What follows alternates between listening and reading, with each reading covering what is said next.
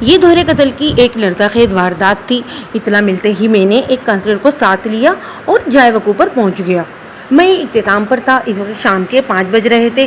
دوپہر اگرچہ ڈھل چکی تھی لیکن موسم کی شدت کے باعث یوں محسوس ہوتا تھا کہ سورج سر پر ٹھہر گیا ہو۔ دوہرے قتل کی واردات چودھری غنی کے ڈیرے پر ہوئی تھی۔ چودھری غنی کا تعلق موضوع ڈپی سے تھا اور مذکورہ ڈیرہ گاؤں کے جنوب میں تازہ نگاہ پھیلے ہوئے کھیتوں کے درمیان واقع تھا۔ ان دنوں میں قصبے نجیب آباد میں تعینات تھا۔ یہ قصبہ موضوع ٹپی سے نزدیکی تھا۔ ہم ایک ٹانگے پر سوار ہو کر پہلے ٹپی آئے، پھر چودھری غنی کے ساتھ اس کے ڈیرے پر پہنچ گئے۔ وہ ڈیرہ نیچی چھتوں والے 3 کمروں اور ایک کشادہ صحن پر مشتمل تھا۔ دونوں مقتولین کی لاشیں مذکورہ چارپائی پر پڑی تھیں۔ لاشوں کو سفید چادر سے ڈھانپ دیا گیا تھا جو ایک طرف سے خون آلود تھی۔ میں چارپائی کی طرف بڑھا تو چودھری غنی ادرالی لہجے میں بولا، "ایک منٹ ملک صاحب۔" میں رک کر سوالیہ نظروں سے چودھری کو دیکھنے لگا۔ اس ڈیرے پر 9 درجن سے زیادہ افراد جمع ہو گئے تھے اور مزید بھی آ رہے تھے۔ یہ ایسا واقعہ تھا جس نے گاؤں میں کھلبلی مچا دی تھی۔ چودھری نے وہاں موجود لوگوں کو کمرے سے باہر نکل جانے کا حکم دیا۔ فوراً اس کے حکم کی تعمیل کی گئی۔ پلک جھپکتے میں ہی کمرہ خالی ہو گیا۔ صرف میں اور چودھری کانسٹیبل ساجد اس کمرے میں رہ گئے۔ چودھری نے کانسٹیبل کی طرف اشارہ کرتے ہوئے کہا، "کاکا، تم بھی تھوڑی دیر کے لیے باہر جاؤ۔" ساجد کی عمر 20 کے قریب تھی لیکن وہ اپنی صحت اور چہرے کی معصومیت کے باعث 14-15 سال کا لڑکا دکھائی دیتا تھا۔ اس لیے چودھری غنی نے اسے کاکا بمعنی بچہ کہہ کر مخاطب کیا۔ ساجد نے متعجب نظروں سے میری طرف دیکھا، پھر میری نگاہ میں تائیدی تاثر کو پا کر وہ خاموشی کے ساتھ کمرے سے چلا گیا۔ چودھری نے دروازے کے کوارٹر پھیرے اور میری جانب مڑتے ہوئے بولا، "دراصل ان دونوں کی حالت ایسی نہیں کہ کمرے میں تماشا لگایا جائے۔" اس کا اشارہ چارپائی پر رکھی لاشوں کی سمت تھا۔ میں ثابت میں سر ہلاتے ہوئے چارپائی کے نزدیک آ گیا۔ اسی لمحے چودھری غنی نے چادر کو ایک کونے سے پکڑا اور لاشوں کے اوپر سے کھینچ لیا۔ میری نگاہ ایک شرمناک منظر سے متصادم ہوئی اور بے اختیار جھک گئی۔ وہ مرد و زن کی 2 لاشیں تھیں، ایک دوسرے کے اوپر لدی ہوئی۔ ان کے جسم لباس سے عاری تھے۔ عقل مند کے لیے اشارہ کافی ہوتا ہے، تاہم ان کی کیفیت کو سمجھنے کے لیے کسی خاص عقل یا واضح اشارے کی ضرورت نہیں تھی۔ فطری لباس میں وہ دونوں اپنی کہانی خود بیان کر رہے تھے۔ میں نے اسی لیے مجمع کو باہر نکالا ہے۔ چودھری کی بھوجل اور دھیمی آواز میری سماعت سے ٹکرائی۔ میں نے چونک کر اس کی طرف دیکھا اور پوچھا، "کون ہیں یہ دونوں؟" "مشتاق تو میرا نوکر ہے۔" اس نے مرد کی جانب اشارہ کیا، "ادھر ڈھیرے پر ہی ہوتا ہے۔" پھر وہ عورت کے بارے میں بتانے لگا، "یہ سگی ہے، سگرا عرف سگی، بشارت کی بیوی۔ ان دونوں کا آپس میں کیا رشتہ ہے؟" بے اختیار میری زبان سے نکل گیا۔ چودھری معنی خیز لہجے میں بولا، "آپ خود ہی دیکھ لیں۔" میں گمبھیر انداز میں سر ہلا کر رہ گیا۔ چودھری نے لوگوں کو جائے وقوع سے ہٹا کر عقل مندی کا ثبوت دیا تھا۔ واقعی مقتولین کے منظر کو عام نمائش کے لیے پیش نہیں کیا جا سکتا تھا۔ اس وقت میرا پورا بدن پسینے میں شرابور ہو رہا تھا۔ یہ موسم کی شدت کا نہیں بلکہ حالات کی حدت کا نتیجہ تھا۔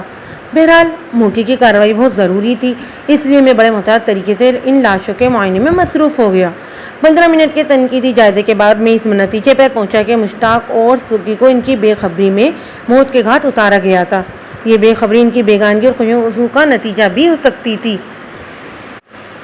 ایک متحد اندازے کے مطابق ان دونوں کے جسموں میں کسی پوری طرح بھرے ہوئے ریاض کو خالی کر دیا گیا تھا۔ دونوں کے بدن کے بالائی حصے خون میں نہائے ہوئے تھے۔ یہ واردات بعد النظر کسی شدید انتقامی کارروائی کا نتیجہ دکھائی دیتی تھی۔ سگی اور مشتاق کی خون چکا لاشوں کو دیکھ کر مجھے دلی افسوس ہوا۔ سگی اگرچہ زندگی سے بہت دور جا چکی تھی تاہم اس کے چہرے کے نقوش سے غیر معمولی حسن ظاہر کرتے تھے۔ مشتاق بھی ایک وجیہہ شکل مرد تھا۔ میں نے گہری سانس خارج کرتے ہوئے ان دونوں کی لاشوں کو دوبارہ سفید خون آلود چادر سے ڈھک دیا۔ یہ کس کا کارنامہ ہو سکتا ہے؟ میں نے چودھری غنی کی طرف دیکھتے ہوئے پوچھا۔ وہ اپنی ایک ٹانگ کو دباتے ہوئے بولا، "یہ تو آپ پتہ چلائیں گے جناب۔ آپ کا ذہن کیا کہتا ہے؟" "میرا ذہن تو بشارت کی طرف جا رہا ہے، یعنی کہ سگی کے شوہر کی طرف۔" میں نے ٹھہرے ہوئے لہجے میں کہا۔ وہ دوبارہ اپنی ٹانگ کو مسلتے ہوئے بولا، ایسی غیرت مندی کی کارروائی کوئی شوہر ہی کر سکتا ہے ملک صاحب۔ کیا بشارت سے آپ اس بارے میں کوئی پوچھ گچھ کی گئی ہے؟ میں نے اس کی طرف بندہ دوڑایا تھا، چودھری نے بتایا، لیکن وہ گھر پر نہیں ملا۔ اس کا مطلب ہے بشارت کو ابھی تک اس واقعے کی اطلاع نہیں ملی۔ میں نے پرسوچ انداز میں کہا۔ چودھری بولا، ملک صاحب اگر میرا ذہن صحیح خطوط پر سوچ رہا ہے تو پھر عین ممکن ہے بشارت خود ہی کہیں ادھر ادھر ہو گیا ہو۔ چودھری نے معنی خیز لہجے میں بات مکمل کی۔ مجھے یہ سمجھنے میں کوئی دشواری پیش نہ آئی کہ وہ بشارت کو سگی اور مشتاق کا قاتل سمجھ رہا تھا۔ میں نے اس کی آنکھوں میں دیکھتے ہوئے سوال کیا، چودھری صاحب آپ اس واردات کے بارے میں کیا جانتے ہیں؟ کچھ زیادہ نہیں۔ اس کا ہاتھ ایک مرتبہ پھر اپنی ٹانگ کی جانب چلا گیا۔ میں نے پوچھا، آپ کی ٹانگ کے ساتھ کوئی مسئلہ ہے؟ ہاں، پچھلے دنوں سے یہ مسئلہ شروع ہوا ہے، اس نے جواب دیا۔ حکیم اسے ارک النساء کہتے ہیں، وہ بڑے بھونڈے انداز میں بولا۔ پتہ نہیں کس کمبخت کا ارک مجھے تکلیف پہنچانی اس ٹانگ میں آ بیٹھا ہے۔ بہرحال اس نے جملہ ادھورا چھوڑ کر خجالت آمیز نظروں سے مجھے دیکھا۔ میں نے اس کے عامیانہ بیان پر کوئی تبصرہ نہ کیا۔ وہ اپنی بات کو آگے بڑھاتے ہوئے بیداری سے بولا، میں تو ادھر حویلی میں آرام کر رہا تھا، مراد گھبرایا آیا میرے پاس اور بتایا کہ ڈیرے پر کسی نے مشتاق اور سکی کو قتل کر دیا ہے۔ میں حویلی سے ڈیرے پر آیا، ان دونوں کی لاشوں کو خون میں لت پت پڑے دیکھ کر پلک جھپکتے میں سمجھ گیا وہ کس ڈرامے کے کردار میں بنے ہوئے تھے۔ میں نے ہی مراد کو حکم دیا کہ وہ لاشوں کو چادر سے ڈھک دے۔ اس کے بعد میں نے ایک بندے کو بشارت کی طرف دوڑایا، وہ گھر میں نہ ملا، نہ ہی کھیتوں میں کہیں نظر آیا۔ میرا بھیجا ہوا بندہ ناکام لوٹ آیا۔ وہ لمحے بھر کو سانس لینے کی خاطر رکا، پھر وہ سلسلہ کلام آگے بڑھاتے ہوئے بولا، پھر میں حویلی چلا گیا اور منظور کو آپ کی طرف بھیج دیا تاکہ آپ موقع پر پہنچ کر قانونی کارروائی کر سکیں۔ اور ہاں، مشتاق کی بیوی کو بھی اطلاع دے دی گئی ہے، اس نے اپنے گھر میں رونا پیٹنا ڈال رکھا ہے۔ وہ ایک مرتبہ یہاں سے ہو کر بھی گئی ہے، لیکن میری ہدایت کے مطابق مراد نے اسے کمرے میں گھسنے نہیں دیا۔ پھر رک کر وہ مجھ سے مصفر ہوا، آپ ہی بتائیں، ایک بیوی کا اپنے شوہر کو اس حالت میں دیکھنا کیا مناسب ہے؟ قطعی مناسب نہیں، میں نے دو ٹوک انداز میں کہا۔ چودھری بولا، بلکہ مراد سے بھیسو تکرار رہی، لیکن وہ میری تائید کے مطابق ایک ہی بات پر ڈٹا رہا کہ پہلے پولیس اپنی ضروری کارروائی کرے گی، پھر کسی کو لاشوں تک جانے دیا جائے گا۔ میں اس سے زیادہ اور کر بھی کیا سکتا تھا؟ آپ نے جتنا کیا یہ بھی کافی ہے، میں نے چودھری غنی کے خاموش ہونے پر کہا۔ پھر پوچھا، کیا مراد نامی وہ بندہ باہر موجود ہے؟ وہ معطل انداز میں بولا، نہیں جناب، وہ اس وقت گاؤں میں ہے۔ پھر ایک لمحے کا توقف کرنے کے بعد اضافہ کرتے ہوئے بولا، ملک صاحب آپ حقوقی کارروائی سے فارغ ہو کر میری حویلی میں آ جائیں، باقی باتیں وہیں ہوں گی۔ میں ارک النساء کی وجہ سے بہت پریشان ہوں، اس لیے مجھے اجازت دیں، میں حویلی میں جا کر آرام کروں گا۔ ٹھیک ہے چودھری صاحب، آپ جائیں، میں نے کچھ سوچتے ہوئے کہا۔ چودھری ڈیرے سے رخصت ہوا تو میں اپنے کام میں مصروف ہو گیا۔ ساجد کو میں نے کمرے کے دروازے پر مطمئن کر دیا تاکہ میری اجازت کے بغیر کوئی اس کمرے میں داخل نہ ہو۔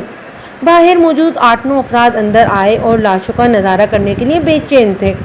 ان کی بے چینی کو میں بخوبی سمجھ رہا تھا۔ وہ اپنی فطری تجسس سے مجبور تھے، اس پر متعدد واردات کی نوعیت تھی جو ان کے اشتعاق کو بڑھانے کا باعث تھی، تاہم میں نے انہیں ڈھیرے کے صحن تک ہی محدود کر لیا۔ جو شے رسائی میں نہ ہو اس پر صبر آ ہی جاتا ہے۔ میں نے کانسٹیبل ساجد کو بھی لاشوں کے ساتھ ہی اسپتال بھیج دیا۔ ساجد ایک ذہین اور ایک معاملہ فہم اہلکار تھا۔ اس کی پولیس سروس کا عرصہ چند سال پر محیط تھا، لیکن مجھے اس سے بڑی امیدیں تھیں۔ برسلِ تذکیر بعد میں ساجد تھانہ انچارج بننے میں کامیاب ہو گیا تھا۔ میں اس کمرے کا تفصیلی جائزہ لینے لگا۔ اس کمرے کے مزید جائزے میں مجھے صرف 10 منٹ لگے۔ جس چارپائی پر سے مشتاق اور سکی کی لاشیں اٹھائی گئی تھیں اس پر کوئی بستر وغیرہ نہیں بچھا ہوا تھا، لہذا وہ چارپائی بھی جا بجا خون آلود ہو چکی تھی، حتیٰ کہ کمرے کا کچا فرش بھی چارپائی کے نیچے خون آلود تھا۔ تاہم وہاں گرنے والا خون جم کر خشک ہو گیا تھا، آلۂ قتل کا کہیں نام و نشان نہ ملا۔ اس کمرے سے اور بھی کوئی چیز دستیاب نہ ہوئی جو اس واردات پر روشنی ڈال سکتی۔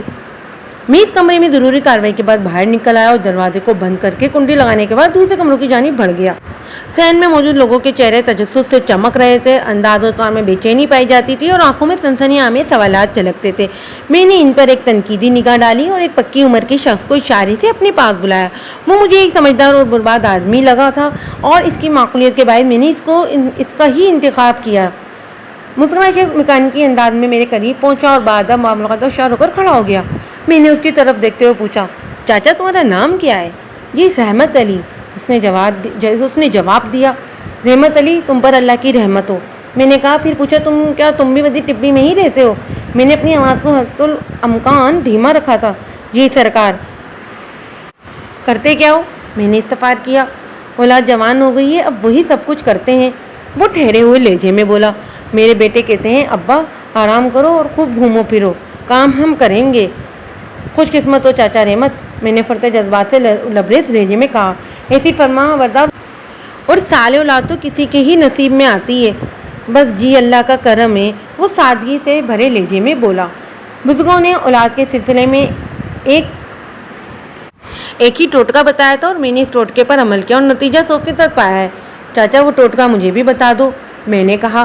کیا آپ بھی بچوں والے ہیں؟ میں نے نفی میں گردن ہلا دی۔ شادی تو ہو گئی ہے نا، اس زمانے میں غیر شادی شدہ تھا، چنانچہ میں نے رحمت علی کے جواب میں ایک مرتبہ پھر نفی میں سر ہلا دی۔ شادی نہیں تو ہو بھی جائے گی اور شادی کے بعد ظاہر بچے بھی ہوں گے، لہٰذا تم مجھے وہ مفید ٹوٹکا بتا ہی دو، اگر سمجھ میں آ گیا تو نیک اور صالح اولاد پیدا کرنے کے لیے میں اس پر عمل بھی کروں گا۔ وہ ٹوٹکا اتنا سادہ اور آسان ہے کہ سب کی سمجھ میں نہیں آتا، وہ عجیب سے لہجے میں بولا۔ مجھے یوں محسوس ہوا جیسے اس کی آواز میلوں دور سے آ رہی ہو، اور آپ کے سامنے مجھے زبان کھولتے ہوئے ڈر بھی لگ رہا ہے۔ چاچا رحمت تم میرے ساتھ آؤ۔ پھر میں نے دوسرے کمرے کی سمت قدم بڑھا دیے۔ رحمت بھی میری تقلید کرتے ہوئے اس کمرے کے اندر پہنچ گیا۔ اس کمرے میں مختلف نوعیت اور استعمال کے ذریعے آلات کے علاوہ ناکارہ سامان بھی بھرا ہوا تھا۔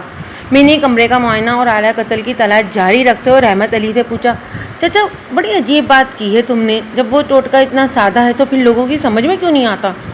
پھر میں اپنی بات میں اضافہ کرتے ہوئے اور بولا، اور سب سے پہلے تو تم مجھے یہ بتاؤ گے کہ میرے سامنے زبان کھولتے ہو تم خوفزدہ کیوں ہو؟ میرے دوستانہ رویے نے اس کی بڑی ہمت بندھائی اور وہ اچکاہٹ آمیز لہجے میں بولا، دراصل آپ وہ پولیس والے ہیں نا؟ پولیس والا ہوں تو میں پوری طرح سے اس کی طرف متوجہ ہو گیا۔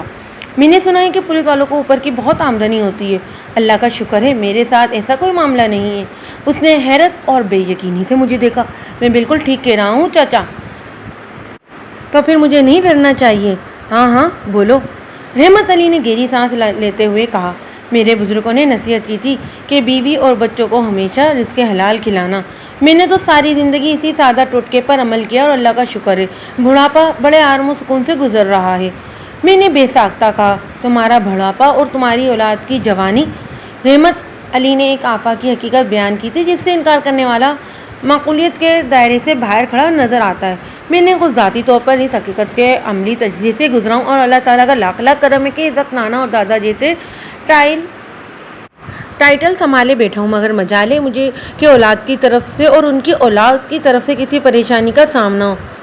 میں اس بات میں کسی شک و شبے کی گنجائش پیدا نہیں کی جا سکتی کہ حصول رزق حلال عین عبادت ہے۔ میری تلاش جستجو دوسرے سے تیسرے کمرے میں پہنچی، مگر وہاں بھی مجھے کوئی بڑی کامیابی نہ مل سکی۔ تیسرے کمرے میں ٹیوب ویل کے انجن، تیل والے ڈرم اور انجن کے علاوہ مختلف پردہ جات کے علاوہ کچھ نہیں تھا۔ ہم پوری تیاری کے بعد تھانے سے روانہ ہوئے تھے۔ میری دستی تھیلے میں ہتھکڑی اور دیگر ضروری سامان اشیاء کے علاوہ ایک سرکاری تھیلا بھی موجود تھا۔ میں نے اس کمرے پر سرکاری تالا ڈال دیا جہاں سے مقتولین مشتاق اور سکی کی ناقابل تبصرہ لاشیں ملی تھیں۔ اس کی سرکاری مہر کے بعد کوئی دروازے کو کھولنے کی جسارت نہیں کر سکتا تھا۔ اس کام سے فارغ ہونے کے بعد میں نے موقع پر موجود افراد سے پوچھ تاچھ کی، لیکن کام کی کوئی بات سامنے نہ آ سکی۔ رحمت علی کو میں نے آخر کے لیے رکھا تھا۔ ڈیرے پر ضروری کارروائی کرنے کے بعد میں رحمت علی کے ساتھ موزی ٹپی کی طرف چل پڑا۔ وہ ڈیرا گاؤں سے بمشکل 10 منٹ کے پیدل فاصلے پر تھا۔ ڈیرے سے گاؤں کی طرف جاتے ہوئے میں نے رحمت علی سے درجن بھر اہم سوال کیے جس کے اس نے تسلی بخش جواب دیے۔ اس نے میری معلومات میں قدرے اضافہ ہوا۔ میں نے آگے چل کر یہ انکشاف مناسب موقع پر کرتا جاؤں گا، آپ اسے کہانی نویسی کا تقاضا سمجھ لیں۔ چودھری غنی نے مجھ سے کہا تھا کہ جائے واردات سے فارغ ہونے کے بعد میں سیدھا حویلی میں آؤں، لیکن میں نے پہلے بشارت کی خبر گیری ضروری سمجھی۔ چودھری ہی کی زبانی مجھے معلوم ہو چکا تھا کہ بشارت گھر میں موجود تھا اور نہ ہی کھیتوں میں کہیں دکھائی دیا تھا۔ بہرحال پوچھتے پوچھتے میں بشارت کے گھر تک پہنچ گیا۔ بشارت کا گھر لگ بھگ گاؤں کے وسط میں واقع تھا اور اس کے دروازے پر پہنچتے مجھے اندازہ ہو گیا کہ اندر بہت سے لوگ موجود ہیں۔ میں نے متعدد افراد کے آپس میں تیز تیز باتیں کرنے کی آوازیں سنی۔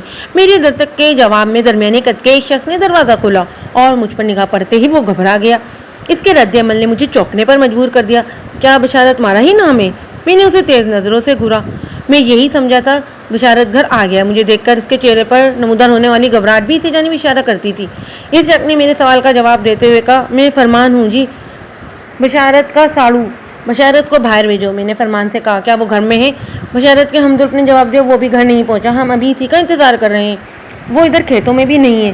میں نے فرمان کی آنکھوں میں دیکھتے ہوئے کہا، کہاں چلا گیا ہے وہ؟ ہمیں کچھ خبر نہیں ہے اس کی۔ وہ سرمسی نظروں سے دائیں بائیں گلی میں دیکھتے ہوئے بولا، پھر مجھ سے کہنے لگا، آپ اندر آ جائیں جناب، تھوڑی دیر آپ اور یہاں کھڑے رہے تو گلی میں میلہ لگ جائے گا۔ تمہارے ساڑو نے ایسا کارنامہ انجام دیا کہ میلہ تو لگنا ہی ہے نا؟ میں نے گھر کے اندر داخل ہوتے ہوئے سرسری لہجے میں کہا۔ وہ الجھن زدہ لہجے میں بولا، مجھے یقین نہیں آ رہا بشارت ایسی حرکت بھی کر سکتا ہے۔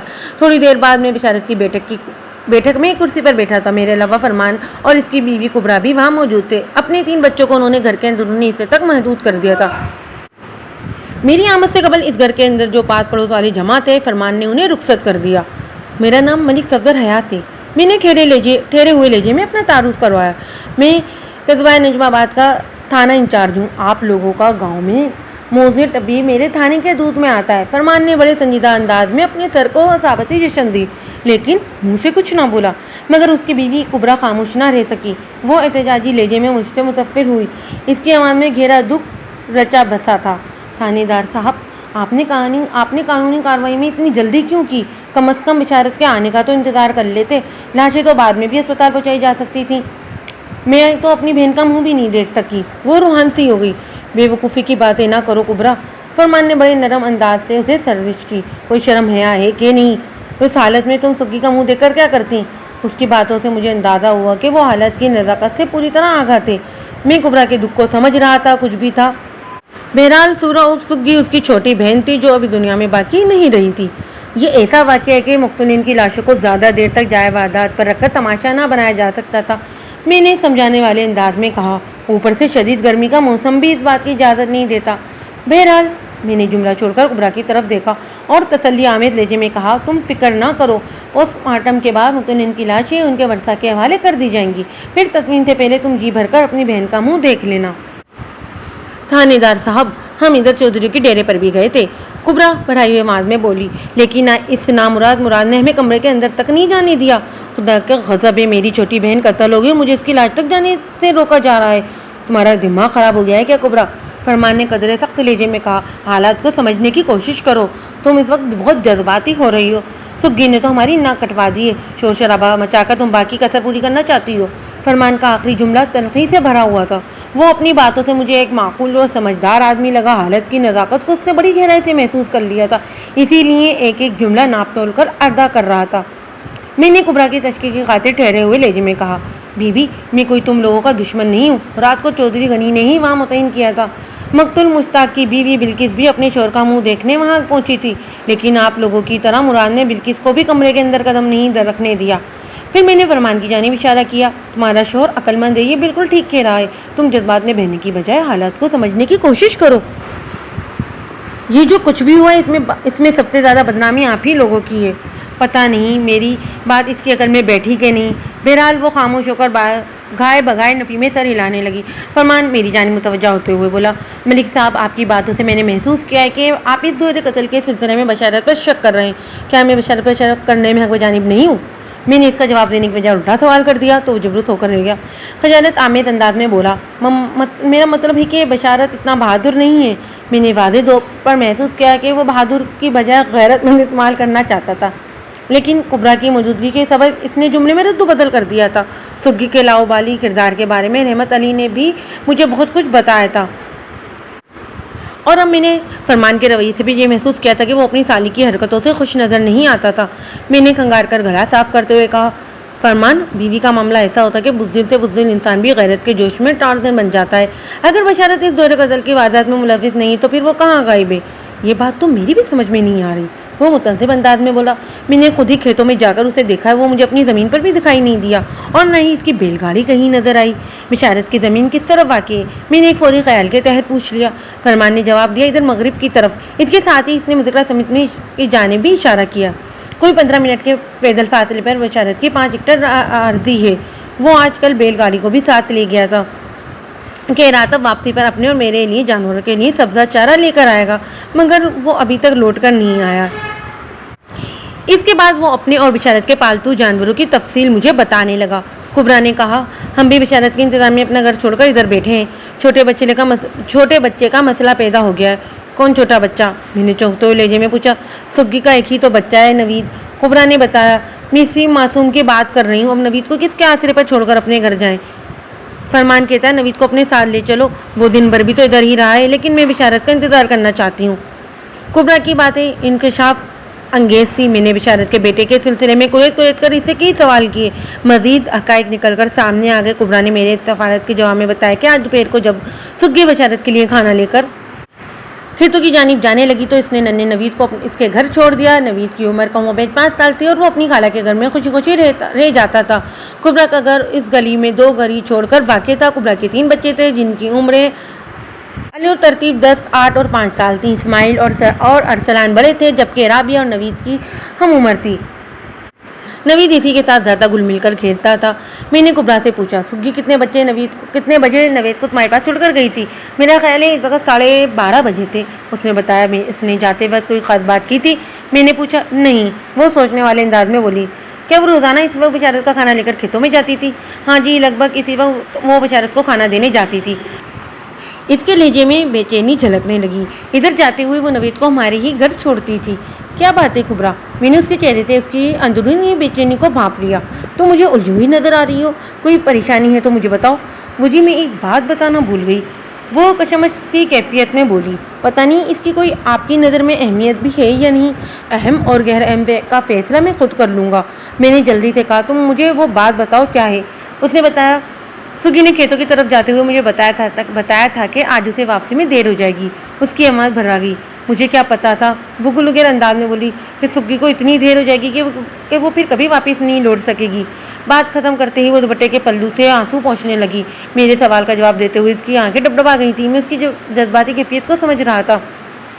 چھوٹی بہن کی شرمناک موت نے اسے اندر سے توڑ کر رکھ دیا تھا، لیکن قانون کے تقاضے پورے کرنا بھی ضروری تھا، لہذا میں نے 2 منٹ کے توقف کے بعد قریدہ اور پوچھ تاچھ کا سلسلہ دوبارہ شروع کیا۔ کبرا بی بی، سگرا نے اپنے دیر سے واپس آنے کی کوئی وجہ بھی تو بتائی ہوگی تمہیں؟ جی، اس نے ثابت میں سر ہلایا اور غمناک لہجے میں بولی۔ اس نے کہا تھا بشارت کو کھانا کھلانے کے بعد وہ چودھری کی حویلی جائے گی۔ میں سیدھا ہو کر بیٹھ گیا اور پوچھا، وہ چودھری کی حویلی کیوں جانا چاہتی تھی؟ چودھری غنی نے اسے کسی کام سے بلایا تھا، اس نے بتایا۔ میں نے پوچھا، کس کام سے؟ یہ تو اس نے مجھے نہیں بتایا، وہ شکست سے لہجے میں بولی۔ اور سچی بات تو یہ ہے کہ میں نے اس سے زیادہ پوچھا بھی نہیں۔ چودھری غنی صاحب تو اس پنڈ کے مالک و مختار ہیں، اگر وہ کبھی بھی کسی کو بھی اپنی حویلی میں طلب کر سکتے ہیں۔ اگرچہ کبرا نے چودھری غنی کے بلاوے کے بارے میں مجھے بہت سادگی سے بتایا تھا، لیکن میرے ذہن میں ایک عجیب سا ٹھٹکا آ بیٹھا تھا۔ میں یہ سوچنے پر مجبور ہو رہا تھا کہ کہیں نہ کوئی گڑبڑ تو ضرور ہے۔ تھوڑی دیر پہلے جائے وقت پر بھی چودھری غنی سے میری بات ہو چکی تھی۔ میں نے اسے اور سگی کے مشتاق کے بارے میں کئی سوالات کیے تھے۔ اگر چودھری غنی نے آج دوپہر میں سگی کو اپنی حویلی میں بلایا تھا تو اس نے اس کا تذکرہ مجھ سے کیوں نہیں کیا؟ اور اگر چودھری نے دانستہ پہلو کی پردہ پوشی کی تھی تو پھر میرے اندیشوں کی دیوار کی قامت میں اضافہ ممکن تھا۔ یہاں سے فارغ ہونے کے بعد مجھے چودھری کی حویلی ہی جانا تھا۔ چودھری سے گفتگو کا مواد حاصل کرنے کے لیے میں پوری طرح کبرا کی جانب متوجہ ہو گیا۔ سگی تک یہ اطلاع کس نے پہنچائی کہ چودھری غنی نے اسے حویلی بلایا؟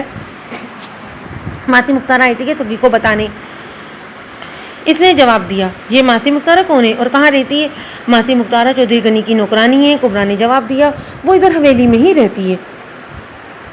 میں نے ماسی مختار کے نام پر داؤ لگا کر اسے اپنے ذہن میں محفوظ کر لیا۔ اس سے پہلے 3 اور نام بھی دائروں میں بند میرے ذہن میں محفوظ ہو چکے تھے، اور وہ نام تھے چودھری غنی، بشارت اور مراد۔ میرے خیال میں ان 4 افراد سے پوچھ گچھ کافی نتیجہ خیز ثابت ہو سکتی تھی۔ مزید چند سوالات کے بعد میں نے کبرا اور اس کے شوہر کو فارغ کر دیا۔ میں نے ان دونوں سے مشتاق کے بارے میں گھما پھرا کر کئی سوالات کیے۔ انہوں نے جواب میں کھلم کھلا اس کی مخالفت نہیں کی۔ بشارت کے گھر سے نکلنے کے بعد میں نے آس پڑوس کے 3-4 افراد سے بھی مختصر گفتگو کی۔ اس دوہرے قتل کی ذمہ دار پر کوئی روشنی نہیں ڈال سکا، تاہم ڈھکے چھپے الفاظ میں انہوں نے سگی کی غیر نصابی سرگرمیوں کا جو نقشہ کھینچا وہ رحمت علی سے حاصل ہونے والی معلومات کی تائید کرتا تھا۔ سگی تسلی بخش اقدار کی مالک نہیں سمجھی جاتی تھی۔ میں چودھری غنی کی حویلی کی طرف جانے لگا تو کبرا کا شوہر فرمان بھی میرے ساتھ ہو لیا۔ اس وقت ایک گورا چٹا معصوم سا بچہ دروازے میں نمودار ہوا اور فرمان کی طرف دیکھتے ہوئے بولا، خالو، مجھے میری اماں اور ابا کب آئیں گے؟ مجھے یہ سمجھ میں ذرا دقت محسوس نہ ہوئی کہ یہ بشارت کا بیٹا نوید تھا۔ میں نے اس بچے کی عمر کا اندازہ 5-6 سال کے درمیان قائم کر لیا۔ اس کے مختصر اور سادہ سے زبان میں دنیا جہاں کی تشویش رچی بسی تھی۔ میری معصوم صورت کا دیکھ کر میرا دل کٹنے لگا۔ اس نے اپنے ماں باپ کے بارے میں بڑی چاہت سے استفسار کیا تھا۔ اس کے ننھے سے ذہن اور نازک سے دل کو کیا معلوم کہ اس کی ماں اب کبھی واپس نہیں آئے گی، اور باپ اگر اس واردات میں ملوث ہے تو پتہ نہیں وہ کتنے چبروز جیل کی سنگلاخ اور بے رحم دیواروں کے پیچھے گزارے گا۔ ماں باپ کے افعال اور مال میں ننھے نوید کا کوئی حصہ نہیں تھا، مگر اس افعال و مال کا نتائج سے وہ محفوظ نہیں رہ سکتا تھا۔ اس نوعیت کے معاملات میں قدرت کی مصلحت کو سمجھنا بہت دشوار ہوتا ہے۔ میں بے اختیار آگے بڑھا اور نوید کے سر پر ہاتھ پھیرتے ہوئے کہا، بیٹا ہم تمہارے ابا اور اماں کو ڈھونڈنے جا رہے ہیں، تم اندر جا کر اپنی خالہ کے بچوں کے ساتھ کھیلو۔ میں اس موقع پر اس سے زیادہ تسلی سے اور کیا دے سکتا تھا۔ اس نے سراپا میرے سراپے پر گہری نگاہ ڈالی اور بڑی سنجیدگی سے پوچھنے لگا، اماں ابا کہاں گم ہو گئے؟ بچے نے معصومیت سے سوال کیا۔ ہم پتہ چلانے کی کوشش کر رہے ہیں، میں نے گول مول انداز میں کہا۔ آپ پولیس والے ہیں؟ اس کی ویران آنکھیں مجھ پر ٹک گئیں۔ اس کے سوال سے مجھے اندازہ ہو گیا کہ وہ گھر کے اندر میری آمد کے بعد پولیس کا تذکرہ ضرور ہوا ہوگا۔ میں نے پھر نوید کے سر پر دستے شفقت پھیرا، پھر اس کے سوال کے جواب میں اسی کے انداز میں کہا، جی بیٹا میں پولیس ہوں۔ مجھے تو آپ سے بالکل ڈر نہیں لگ رہا۔ وہ عجیب سے لہجے میں بولا، آپ تو بہت اچھے ہیں، لوگ پولیس سے کیوں ڈرتے ہیں؟ میں نے کہا، لوگ پاگل ہیں۔ اس سے پہلے کہ نوید مجھ سے معصومیت بھرا کوئی اور سوال کرتا، فرمان نے اسے آنکھیں دکھائی اور قدرے سخت لہجے میں کہا، نوید تم سے کہا ہے نا اندر جاؤ، لوگ پاگل ہیں، لوگ پاگل ہیں۔ وہ تالی بجا کر میرے کہے ہوئے جملے کو دہراتے ہوئے گھر کے اندر غائب ہو گیا۔ یہ اس کی ایک غیر ارادی اور بچکانہ حرکت تھی، لیکن غور و فکر کرنے والا ذہن اس معاشرے پر ایک گہرے تن سے تعبیر کر سکتا تھا۔ بچپن کتنا بے فکرہ ہوتا ہے۔ فرمان میرے ساتھ چودھری غنی کی حویلی تک آیا۔ میں نے رخصت کرتے وقت اسے ہدایت کی، تم بشارت کے گھر میں ہی رہنا، اور جیسے ہی وہ واپس آئے فوراً مجھے مطلع کرنا۔ میں نے ادھر چودھری کی حویلی میں ہی بیٹھا ہوں۔ ٹھیک ہے سرکار، میں آپ کے حکم کی تعمیل کروں گا، اور نوید کا بہت زیادہ خیال رکھنا، میں نے تائیدی انداز میں کہا۔ وہ بہت معصوم اور پیارا بچہ ہے جی، وہ مجھے میرے اپنے بچوں جیسا ہی لگتا ہے۔ فی الحال سکی کے قتل کا ذکر اس کے سامنے کرنا مناسب نہیں، میں نے ٹھہرے ہوئے لہجے میں کہا۔ اس سلسلے میں تم اپنی بیوی کو بھی اچھی طرح سمجھا دینا، آپ فکر نہ کریں جناب۔ وہ پرسکون انداز میں بولا، ادھر کے معاملات کو میں سنبھال لوں گا۔ میں مطمئن ہو گیا۔ چودھری غنی نے بڑے پرتپاک انداز میں میرا استقبال کیا اور مجھے ایک سجے سجائے ڈرائنگ روم میں لا بٹھایا۔ گاؤں دیہات میں ڈرائنگ روم کو بیٹھک کہا جاتا ہے۔ چودھری غنی کی بیٹھک آرائش اور سجاوٹ کے اعتبار سے شاندار تھی۔ اسے دیکھ کر اندازہ ہوتا تھا کہ چودھری غنی وہاں کا مالک و مختار ہے۔ آپ کی ٹانگ کا اب کیا حال ہے چودھری صاحب؟ میں نے دریافت کیا۔ اس نے اپنی دائیں ٹانگ پر اسی طرح ہاتھ پھیرا جسے میرے یاد دلانے سے اسے یاد آیا کہ اس کی بزرگہ ٹانگ کسی مرض میں مبتلا ہے، تھوڑا آرام ہے۔ اس نے سرسری انداز میں کہا۔ پھر مجھ سے پوچھا، آپ بتائیں بندہ قابو آیا کہ نہیں؟ کون سا بندہ چودھری صاحب؟ میں نے بے ساختہ پوچھا۔ ملک جی، میں بشارت کی بات کر رہا ہوں۔ اوہ اچھا وہ، میں نے چونکتے ہوئے لہجے میں بتایا۔ ابھی تک تو وہ واپس نہیں آیا، ویسے میں نے ایسا بندوبست کر دیا کہ جیسی قوم میں قدم رکھے گا مجھے اس کی خبر ہو جائے گی۔ چودھری نے میرے بندوبست کے بارے میں کوئی سوال نہیں کیا اور معنی خیز انداز میں سر ہلاتے ہوئے بولا، ہاں ملک صاحب، پولیس کا مجری کا نظام بڑی تیزی سے کام کرتا ہے۔ میں نے بھی اس کے بیان کردہ ملک کے نظام پر کوئی تبصرہ نہیں کیا اور پوچھ لیا، آپ کا ملازم مراد کہاں ہے؟ ابھی مجھے اس سے چند باتیں پوچھنا ہے۔ مراد تھوڑی دیر پہلے ہی تو حویلی سے گیا ہے۔ کہاں گیا ہے؟ ادھر ڈیرے پر۔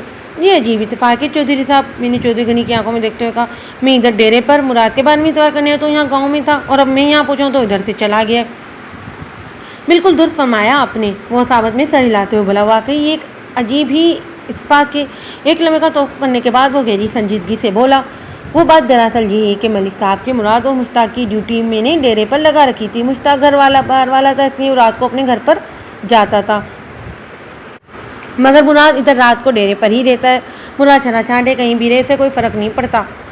آج تو میں نے منظورے کو بھی اس کے ساتھ بھیج دیا ہے، منظور بھی رات کو ڈیرے پر ہی رہے گا۔ چودھری غنی نے اپنے تئیں مراد کے ادھر سے ادھر ہونے کی وضاحت کر دی تھی، لیکن پتہ نہیں کیوں میرا ذہن اس وضاحت سے مطمئن نہیں ہوا۔